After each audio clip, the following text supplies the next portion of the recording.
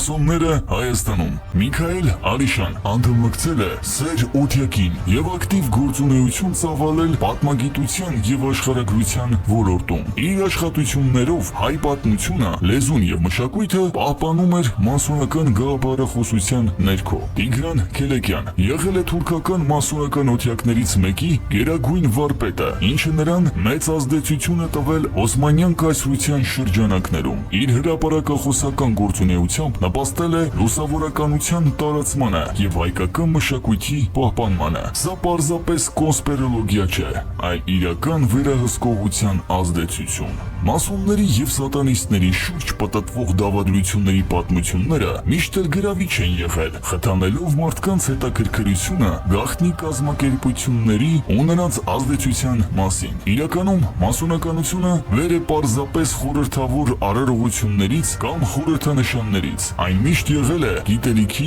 ազդեցության ու ուժի յուրահատուկ համադրություն։ Անկախ նրանից մասոնականությունը իրականում ինչպիսին է, այն շարունակում է մնալ խորհրդավորության եւ ազդեցության խորհրդանիշ։ Գուցե իրական գաղտնիքը ոչ թե մասոնական օթյակներում է, այլ հենց մեր մարդկանց մտածողության մեջ։ Ի վերջո, ուժն ու գիտելիքը պատկանում են նրանց, ովքեր ձգտում են հասկանալ, ուսումնասիրել եւ բացահայտել։